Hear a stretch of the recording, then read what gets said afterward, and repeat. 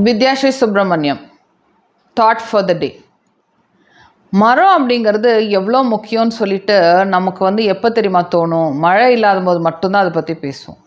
ஐயோ மழை இருந்தால் மழை இல்லாததற்கு மரங்கள் இல்லாதனால தான் மழை பெய்யல அப்படின்னு சொல்லிட்டு நம்ம உடனே மழையும் மரத்தையும் கனெக்ட் பண்ணிப்போம்.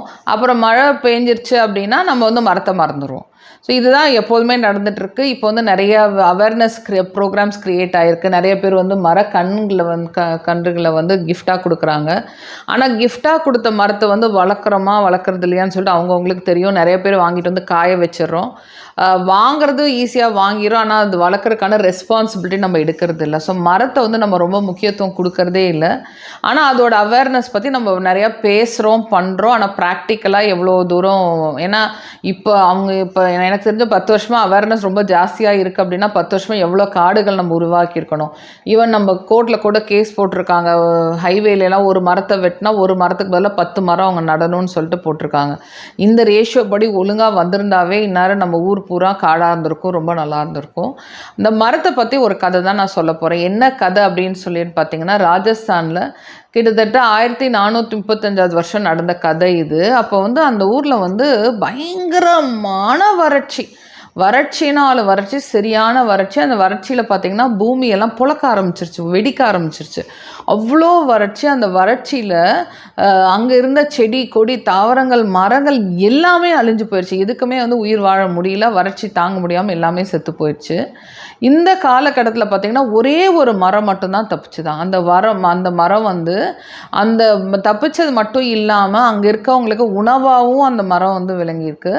அங்கே இருக்கிற ஆடு மாடு இவங்களுக்குமே அது சாப்பாடாக இருந்திருக்கு. அதில் இருக்கிற மரத்தோட காய், அதில் இருக்கிற இலைகள் எல்லாமே நல்ல புரதச்சத்து இருக்குது. இதை நம்பி தான் அந்த மக்கள் வாழ்ந்திருக்காங்க.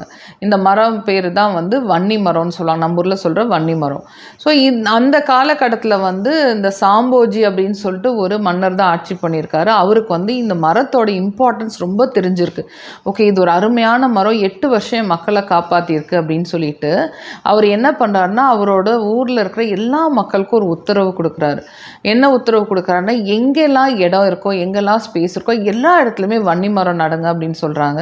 ஸோ மக்களும் அதை கேட்டு ஃபுல்லாக வன்னி மரம் நடுறாங்க. அது பெரிய வன்னி மர காடே அவங்க உருவாக்கிடுறாங்க.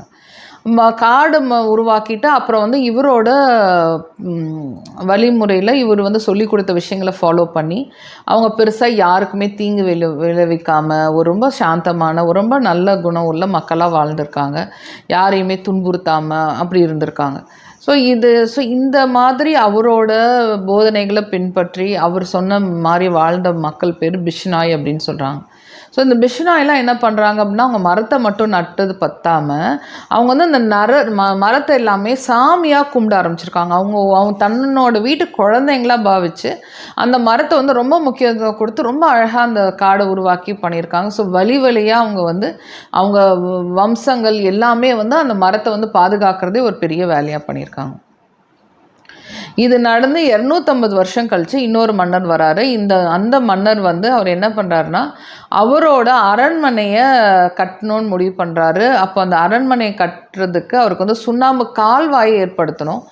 அதுக்கு அவர் என்ன பண்ணுறாருன்னா, அவர் ஆட்களை விட்டு இந்த மரத்தெல்லாம் வெட்டிட்டு இடத்த காலி பண்ண சொல்லி மரத்தையும் கொண்டு வாங்க, நமக்கு அரண்மனை கட்டுறதுக்கு வேணும்னு சொல்லிட்டு அனுப்புகிறார். அனுப்பிச்சோடனே இவங்களுக்கு அந்த ஊர்க்காரவங்கெல்லாம் கேட்டோன்னே எல்லாரும் இல்லை விடமாட்டோம் அப்படின்னு சொல்கிறாங்க. அப்போ அந்த டைம் அமிர்தா அப்படிங்கிற ஒரு பொண்ணு என்ன பண்ணுது, அதோட 2 குழந்தைங்களையும் கூட்டிகிட்டு போய் ஒரு மரத்தை கட்டி பிடிச்சி தான் குழந்தைங்களோட அணைச்சிக்கிட்டு இந்த மரத்தை நான் வெட்ட விடமாட்டேன் அப்படின்னு சொல்லிட்டு அந்த பொண்ணு ரொம்ப பிடிவாதமாக இருந்தோன்னே அந்த அரண்மனையிலேருந்து வந்த ஆளுங்க சொல்கிறாங்க, நாங்கள் மன்னர் என்ன சொல்கிறாரோ அதை நாங்கள் ஃபாலோ பண்ணி தான் ஆகணும். நீங்கள் இவ்வளோ தவிர்த்தீங்க அப்படின்னா நான் உங்கள் தலையை வெட்ட வேண்டியதாக இருக்கும் அப்படின்னதுக்கு அப்போ அந்த லேடி சொல்லியிருக்காங்க, என் தலைக்கு அவ்வளோ மதிப்பு இல்லை, என் தலை ரொம்ப முக்கியம் இல்லை, இந்த மரம் தான் ரொம்ப முக்கியம். இந்த மரம் எங்களை அவ்வளோ பாதுகாப்பு பண்ணியிருக்கு. இந்த மரம் எங்கள் வறட்சியெல்லாம் தாண்டி எங்கள் முன்னோர்கள்லாம் இந்த மரத்தை பாதுகாக்க அவ்வளோ வேலை பண்ணியிருக்காங்க. அதனால நான் இந்த மரத்தை அவ்வளோ சீக்கிரம் வெட்ட விட மாட்டேன் அப்படின்னு சொல்லிட்டு, என் தலை முக்கியம் இல்லை, என் உயிர் முக்கியம் இல்லை, மரம் தான் முக்கியம்னு சொல்லியிருக்கு. ஸோ இவங்க என்ன பண்ணியிருக்காங்க, அந்த இதை கேட்டோடனே எல்லா பெண்களுமே எல்லா மக்களுமே ஒவ்வொரு மரத்தை வந்து 4-5 பேர் கை கோத்து எல்லாமே சேர்ந்து கட்டி பிடிச்சிட்டு மரத்தை வெட்ட விட மாட்டேன்னு பெரிய கலாட்டா பண்ணியிருக்காங்க. இதை கேட்டுட்டு இவங்க அந்த வேலையாட்கள் வந்து அரண்மனையிலேருந்து வந்த வேலையாட்கள் வந்து என்ன செய்யறதுன்னு தெரியல.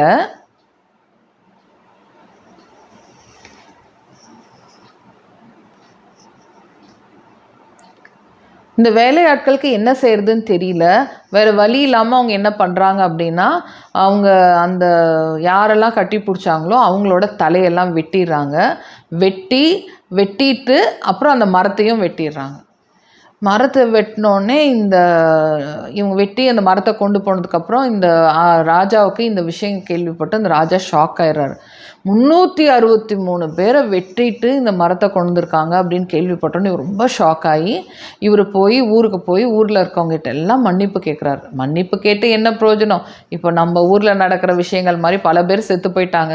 செத்து போனதுக்கு அப்புறமும் நம்ம போய் மன்னிப்பு கேட்ட உயிர் திருப்பியாக வரப்போகுது. அதே மாதிரி அங்கேயும் ஒன்றும் வரல. அப்புறம் வந்து இந்த ராஜா வந்து எல்லாருக்கும் மன்னிப்பு கேட்டு இந்த ராஜா வந்து இந்த மரத்தை வந்து வழிபடணும்னு சொல்கிறாரு. அப்புறம் பல நல்ல விஷயங்கள் பண்ணுறாங்க. இது வந்து ரொம்ப ரொம்ப நெகிழ்ச்சியான விஷயம். அதுக்கப்புறம் வந்து இந்த 363 பேருக்குமே வந்து ஒரு மரியாதை பண்ணுறாங்க, ஒரு ப்ரேயர்ஸ் பண்ணுறாங்க, அது எல்லாமே பண்ணுறாங்க. இந்த மரம் வந்து ரொம்ப எவ்வளோ முக்கியத்துவம் வாய்ந்தது அப்படின்னு பார்த்தீங்கன்னா, எப்பொழுதுமே பார்த்தீங்கன்னா எந்தெந்த கோயில் இருக்கோ அந்த கோயில் பார்த்தீங்கன்னா ஒரு மரத்தை நம்பி தான் ஃபஸ்ட்டு ஒரு கோயில் இருக்கும். அந்த மரத்தை நீங்கள் பார்த்தீங்கன்னா பழைய கோயில்கிட்ட சுற்றியும் ஒரு முக்கியமான ஒரு மரம் இருக்கும். அந்த மரத்துக்கு ரொம்ப முக்கியத்துவம் கொடுத்துருப்பாங்க. ஏன் அப்படின்னா அந்த இடத்துல அந்த மரம் வந்து ரொம்ப முக்கியமான விஷயமா இருந்திருக்கும்.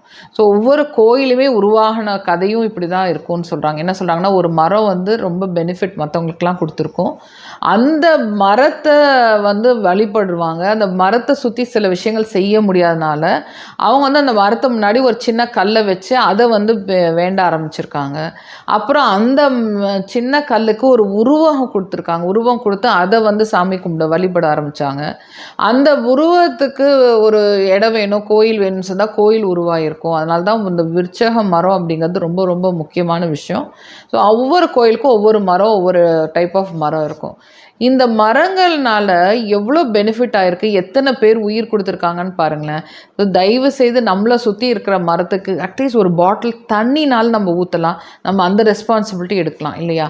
ஸோ இந்த 363 பேர் இறந்ததை இப்போயும் வந்து நம்ம கவர்மெண்ட் வந்து அதை ரெக்கக்னைஸ் பண்ணி அவங்களுக்கு ஒரு என்ன பண்ணியிருக்காங்க, ஒரு ஸ்டாம்ப் கூட இந்த வன்னி மரத்தை வச்சு ஒரு ஸ்டாம்ப் வந்து வெளியிட்டிருக்காங்க. ஸோ இவ்வளோ முக்கியமான விஷயங்கள் நம்மளை சுற்றி நம்ம நாட்டிலே நடந்த கதைகள் இருக்குது. இந்த கதையை தான் நம்ம குழந்தைங்களுக்கும் நம்மளை சுற்றி இருக்கவங்களுக்கும் நம்ம பேசணும். அப்போ தான் வந்து நமக்கும் அந்த உணர்வு வரும். இப்போ நான் அந்த கதையை சொல்லும் போதே எனக்கே ஒரு பாட்டில் தண்ணி எடுத்து நான் பார்க்குற மரத்துக்கு தண்ணி ஊற்றணும்னு தோணுது. ஸோ இந்த மாதிரி கதைகள் நம்ம நிறையா பேசணும். ஃபேரி டெய்ல்ஸ் அப்படின்னு சொல்லிட்டு பல கதைகள் நம்ம சொல்கிறோம். அது உண்மையான கதையாக உண்மை இல்லாத கதையாக நமக்கு தெரியாது.